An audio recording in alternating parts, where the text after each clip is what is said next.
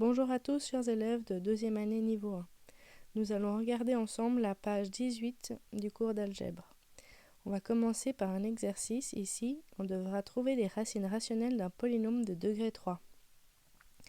Je vous rappelle que nous avons vu un théorème avec les diviseurs du terme constant, ici moins 3. Les diviseurs sont donc plus ou moins 1 et plus ou moins 3. Et les diviseurs du coefficient dominant qui est 2, donc les diviseurs sont plus ou moins 1 et plus ou moins 2. Le théorème que nous avons étudié en classe dit qu'une racine de la forme P sur Q, racine ça veut dire que quand on remplace dans le polynôme ça donne 0, le P c'est un diviseur du coefficient constant et le dénominateur de la fraction c'est donc un diviseur du coefficient dominant. Donc ici, on va regarder quelles sont les racines rationnelles possibles en combinant les diviseurs de l'un et de l'autre. Je vous propose par exemple de le mettre sous forme de tableau. Donc les diviseurs de moins 3 ici pour les colonnes et les diviseurs de 2 pour les lignes. Dans les cases entre deux, on va regarder donc les fractions que l'on obtiendra en faisant donc les différentes combinaisons.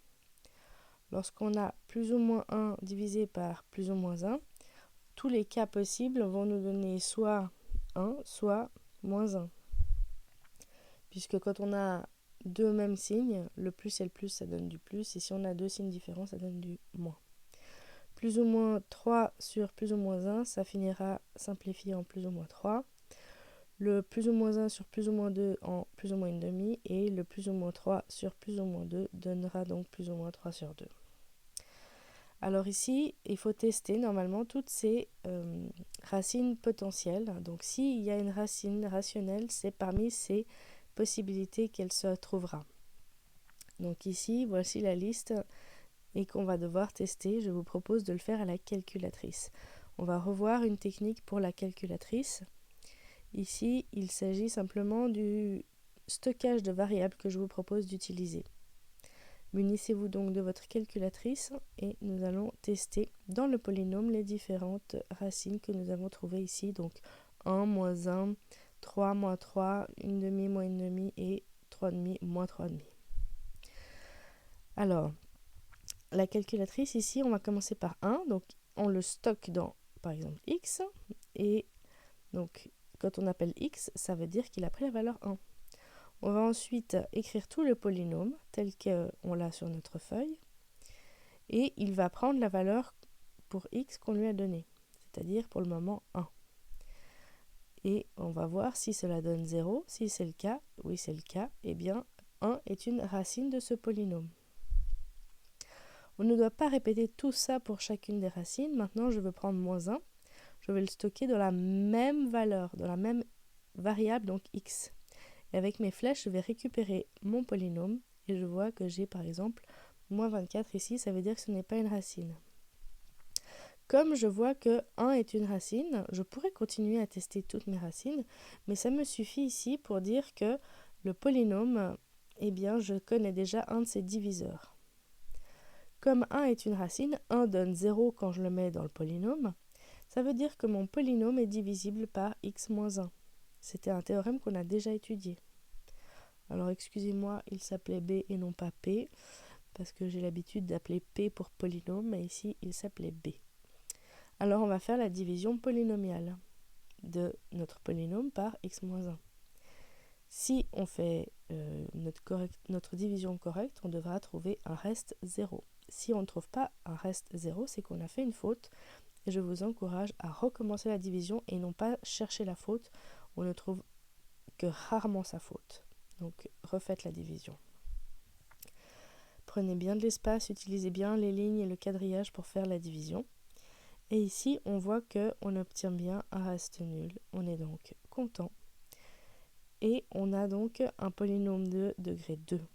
Pour terminer ici, il faut trouver les racines. Donc c'est la même chose que des zéros. Et là, on a des formules pour le degré 2. Formule de Viette. N'oubliez pas que les formules se trouvent dans la table CRM, donc n'essayez pas de vous en rappeler par cœur si vous avez une mauvaise mémoire ou si vous êtes stressé en épreuve, prenez votre table CRM. Ici, on trouve 25 pour le delta, donc on aura deux solutions qui sont 3 et une demi. et on remarque qu'elles étaient parmi les candidats qu'on avait plus tôt. Donc 3 et 1/2 donneraient 0 si on avait testé. Tous les autres n'auraient pas donné 0. On a donc terminé cet exemple. Prochain exemple, ici, il faut faire exactement la même chose. Je vous encourage à arrêter la vidéo et à essayer de le faire par vous-même avant de regarder la correction. On commence par chercher les diviseurs du terme constant et du coefficient dominant qui n'est pas précisé, donc sous-entendu 1. Ici, il y a très peu de racines à tester, uniquement plus ou moins 1 et plus ou moins 3. Par contre, ici, comme on a du degré 4, il faudrait au moins en trouver 2 pour qu'on puisse diminuer notre degré par division polynomiale. Ici, je reprends ma calculatrice. Donc, on rappelle, on va faire du stockage de variables.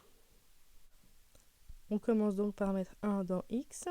On peut vérifier si on veut que 1 est bien dans x. Et puis, on doit rentrer tout le polynôme. Donc, x puissance 4, on écrit donc bien x puissance 4, on redescend bien puisque la puissance 4 nous a fait monter. Ensuite, puissance 3, pareil, on redescend bien. Pour le carré, on a une touche qui n'a pas besoin de faire redescendre. Et Enter, et on trouve 0. Encore une fois. Donc ici, on sait que 1 est une racine. Donc déjà, on peut le noter. Et puis on continue, on va mettre cette fois-ci moins 1. Dans le même polynôme, moins 1, on cherche le polynôme, on le fait recopier avec Enter et on voit que cela donne aussi un 0. Donc 1 et moins 1 sont des racines du polynôme. 1 et moins 1 des racines, ça veut dire que notre polynôme P est divisible par x moins 1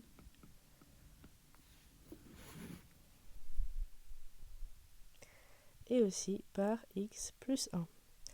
Et si on multiplie x moins 1 et x plus 1, qu'est-ce que cela donne? Il faut connaître ces identités remarquables pour gagner du temps.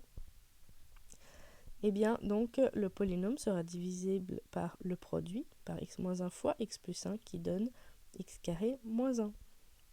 Au lieu de faire deux divisions polynomiales qui rendraient l'exercice très long, eh bien, on va diviser simplement p par x carré moins 1. Ça permet de gagner du temps. Donc, évidemment, ici, on devra faire cette division et trouver un reste nul, sinon on s'est trompé. Donc, ici, on fait la division polynomiale, une seule, et on voit qu'elle va être assez courte. Donc, on a du degré 4 et on divise par du degré 2. On va trouver du degré 2. Et alors, du degré 2, on a des formules de Viette ou des identités remarquables, voire mises en évidence selon les cas. Donc ici, on remarque qu'on va avoir quelque chose qui commence par x carré, puis après moins 2x. Quel est le dernier terme? Eh bien, on va trouver un polynôme de degré 2 qui est facile à factoriser. Donc, revoyez bien vos identités remarquables. C'est souvent la quatrième identité qui est utilisée. Donc, celle-ci ne figure pas dans votre table CRM. Ne la notez pas, s'il vous plaît. Et il faut vraiment retenir, vous avez des vidéos sur cette chaîne pour la factorisation avec la méthode en croix. Vous avez un petit dossier de révision de l'année passée que vous avez reçu aussi. Et donc ici, on doit factoriser ça avec une identité remarquable, ça va beaucoup plus vite. Évidemment, si vous maîtrisez bien les formules de Viette, vous pouvez aussi utiliser cela. Le but de cet exercice est de factoriser. Donc on ne s'arrêtera pas au 0, mais il faudra bien sûr donner une factorisation du polynôme. Donc ici, on trouve très rapidement que le polynôme c'est x moins 3 et x plus 1. Pourquoi? Parce que moins 3 fois plus 1, ça doit nous donner le moins 3. C'est bon? Et puis le moins 3 plus le plus 1, ça doit donner le moins 2.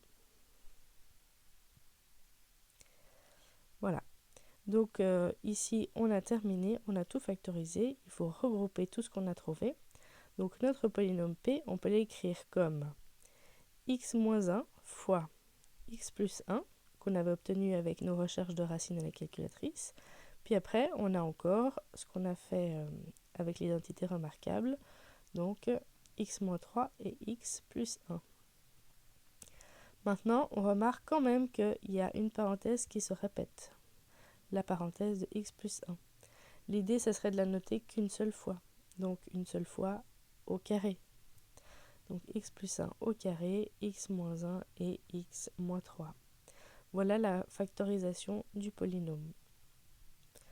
Vous avez plusieurs exercices dans les séries et dans le livre Notions élémentaires. Pour vous entraîner ici, nous avons donc fini cet exemple. Donc je vous encourage à refaire plusieurs factorisations pour être prêt. Et regardez bien quelles sont les astuces pour gagner du temps. Quand on en a 2 de racines, ça va plus vite à la division polynomiale. Donc ensuite, avec les identités remarquables, on fait moins de fautes qu'avec les formules de Viette. Voici la fiche terminée. Je vous souhaite de bonnes révisions.